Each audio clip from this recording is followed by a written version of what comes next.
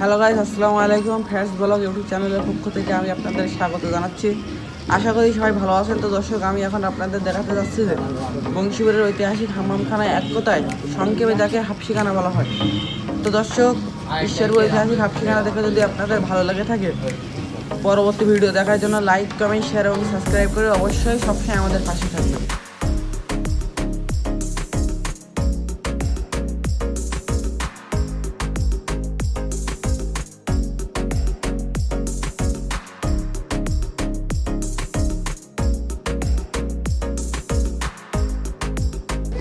তো গাইজ, এখন আমি আপনাদের দেখাতে যাচ্ছি যে ভেতরের পরিবেশটা কেমন।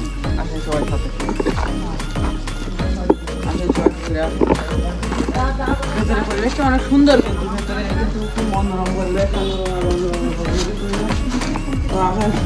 লাইটটা দেবে দর্শক, আপনারা দেখতে পাচ্ছেন কত সুন্দর মনোরম পরিবেশ।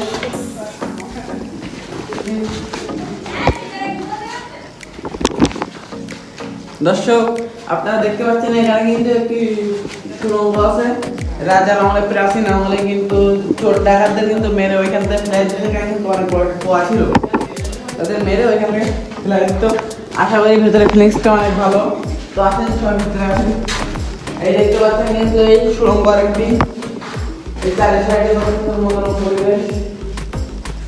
ভেতরে দর্শক দেখেন কত সুন্দর পরিবেশ, দেখেন দর্শক, খুব সুন্দর।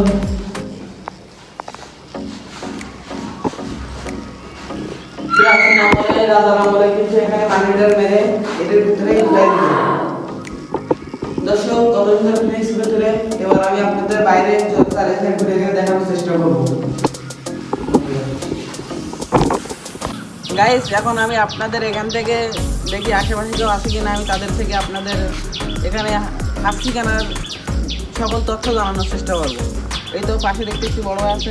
বড় ভাই, এভাবে আসেন। যে হাফসিখানা নিয়ে আপনার কাছে কিছু তথ্য জানতে চাই আমরা। হাফসিখানা মানে এটা কতশো বছর আগে তৈরি ছিল ভাই? এই বিষয়ে এখানে কি কি হতো? এটা আসলে তো ভাই রাজা প্রতাপাদিত্যর আমলে এটা তৈরি। এখানে আগে রাজা প্রতাপাদিত্য আমলে এটা কেউ হাম্মামখানা বলে, কেউ হাফসিখানা বলে, কেউ হাম্মামখানা বলে, কেউ হাফসিখানা বলে। কিন্তু এর ভিতরে কিন্তু ভাই অনেক ঠান্ডা, ঠিক আছে। এখানে প্রতিদিন অনেক পর্যটক চলে আসে।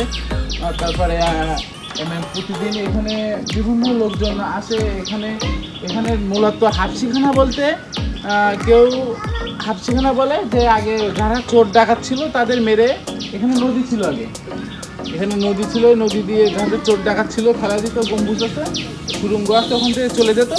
আর কেউ বলে হাম্মামখানা। অ্যাকচুয়ালি আমরা বইতে পড়ছি হাম্মামখানা মানে গোসলখানা। এই দুইটা এই হাফসিখানা সম্পর্কে জানি, ঠিক আছে। আর এটা মানে কত আগে তৈরি হয়েছিল? এটা তো রাজা প্রতাপাদিত্যর আমলে তৈরি, যে সময় ধুমঘাটের রাজধানী ছিল। হ্যাঁ, সেখানে তখনকার আমলে হলো ধুমঘাটের রাজধানী ছিল, এই সময় এটা তৈরি হয়েছিল। তো দর্শক, এতক্ষণ আমি যে আপনাদের দেখাচ্ছিলাম ঈশ্বরপুর ঐতিহ্যবাহী বা ঐতিহাসিক হাম্মামখানা অথবা হাফসিখানা, যে আপনারা খুব সুন্দরভাবে ঘুরে ঘুরে দেখছিলেন এতক্ষণ। তো দর্শক, এখন আমি আপনাদের দেখাতে যাচ্ছি যে ঈশ্বরপুর হাফসিখানার পাশে অথবা আমার পিছনে একটি দোকান আছে। এই দোকানে সকল প্রকার যাবতীয় মালামাল পাওয়া যায়। তো দর্শক, আপনারা যদি কখনো এখানে ঘুরতে আসেন, এই দোকান থেকে অবশ্যই মালামাল কিনবেন।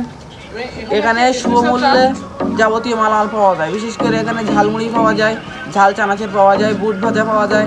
এখানে আনন্দ উপভোগ করার জন্য কেলামটো আছে, চকবার, দই বা ফ্রিজের যাবতীয় কোন এবং স্পেশাল চা কফিও পাওয়া যায়।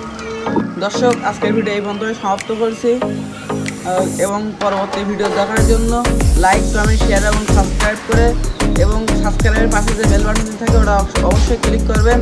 দর্শক, আল্লাহ হাফেজ।